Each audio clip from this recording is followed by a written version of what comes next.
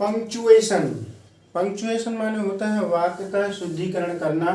विराम चिन्हों की विधि जो होती है उसके द्वारा वाक्यों का शुद्धिकरण करना। तो आइए आज हम देखते हैं कि पंक्चुएशन क्या है। डेफिनेशन है कि लिखने में हमें कुछ चिन्हों पॉइंट्स, स्टॉप, मार्क्स का प्रयोग करते हैं। विराम चिन्ह विधि को हम पंक्चुएशन कहते हैं। विराम चिन्ह विधि को पंक्चुएशन कहते हैं। उचित विराम चिन्हों द्वारा एक सेंटेंस को दूसरे सेंटेंस से और सेंटेंस के एक भाग को दूसरे भाग से अलग किया जा सकता है विराम चिन्हों के द्वारा। अगर इन विराम चिन्हों का सही उपयोग ना किया जाए तो वहाँ पे अर्थ जो है ठीक से नहीं निकलेगा और अर्थ का अलग अर्थ निकलेगा, अनर्थ निकलेगा। तो हमें जैसे फुल स्टॉप है, फुल स्टॉप हमारे हिंदी माने होता है पूर्ण विराम। तो फुल स्टॉप का प्रयोग हम अंग्रेजी के जो सेंटेंस होते हैं उनमें लास्ट में जो स्टॉप लगाते हैं वो फुल स्टॉप होता है। तो फुल स्टॉप का प्रयोग करते हैं। अभी बताएंगे आपको इसमें कि कोई भी सेंटेंस होता है, जैसे राम आगरा जाता है तो उसका हम लिखेंगे कि राम गोज टू आगरा और उसके बाद उसका विराम चिन्ह लगेगा फुल स्टॉप। अगर फुल स्टॉप हमने नहीं लगाया तो वो वाक्य का जो है सही सेंस, यानी कि ये लगेगा कोई इसके आगे और भी कुछ है। तो जहाँ पे वाक्य पूरा हो जाता है तो फुल स्टॉप का चिन्ह लगाना बहुत ज़रूरी होता है। फुल स्टॉप के बाद हम जो है आपको बता रहे थे कॉमा। कॉमा क्या है? यदि एक वाक्य में एक ही पार्ट ऑफ स्पीच के तीन या तीन से अधिक शब्द एक साथ यानी शब्द साथ साथ आए हों और अंतिम दो शब्द द्वारा एंड द्वारा जुड़े हों तो उसके बीच में कॉमा का प्रयोग करते हैं। जैसे हम कोई चीज़ें खरीदने गए, मार्केट गए और हमने जो भी चीज़ें खरीदी तो एक के बाद एक, फिर दूसरी, तीसरी, चौथी, ऐसी, तो उनको कॉमा के द्वारा जो है अलग करेंगे और लास्ट में जो शब्द बचेगा उसको एंड से जोड़ देंगे।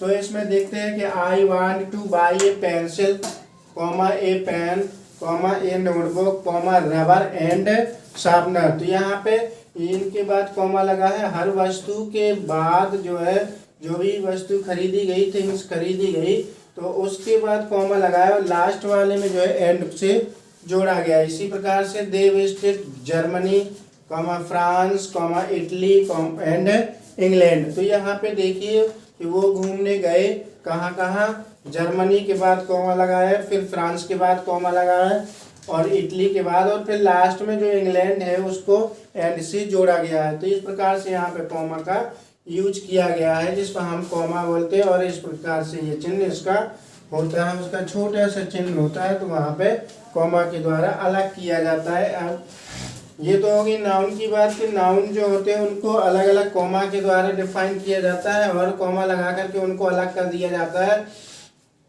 यदि एडजेक्टिव होते हैं तो उनको क्या करते हैं? Adjective she is intelligent, comma honest, comma truthful and hard working.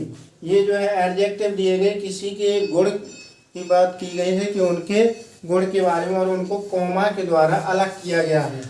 जैसे सी इज इंटेलिजेंट, वह है बुद्धिमान है, और ईमानदार है, सत्यवादी और परिश्रमी है। तो इनको जो है लास्ट वाला शब्द है उसको एंड से जोड़ा गया है और सभी को कॉमा से अलग अलग किया गया है। इसी प्रकार से एडवर्ब होता है क्रिया विशेषण।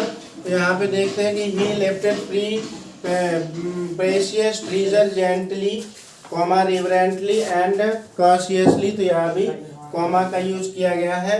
और इसकी दूसरी विधि है कि यदि दो शब्दों के जोड़े दो शब्दों द्वारा जुड़े हों, अगर जोड़े बने हों और दो शब्दों द्वारा जुड़े हों तो उनको अलग करने के लिए भी कॉमा का प्रयोग करते हैं। जैसे all people rich and poor, comma high and low, comma young and old will die one day. तो यहाँ पे दो दो के जोड़े बनाए गए हैं। रिच एंड पुअर है, हाई एंड लो है और यंग एंड ओल्ड है। और सभी को ये नहीं कहा गया कि चाहे अमीर हो गरीब हो, अमीर और गरीब, ऊंचा और नीचा, बूढ़ा और जवान, सभी को एक न एक दिन मरना है। तो यहाँ पे भी इनको दो दो जोड़े के बना करके और कॉमा से अलग किया गया है।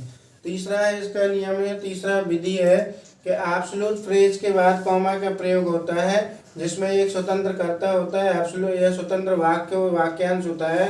जैसे the match being over, match समाप्त होने के बाद, ऑल द स्पेक्टिकल्स स्पेक्टेटर्स आएंगे, स्पेक्टेटर्स माने दर्शक, वेंट हर होम, वेंट होम, हर नहीं वेंट होम है।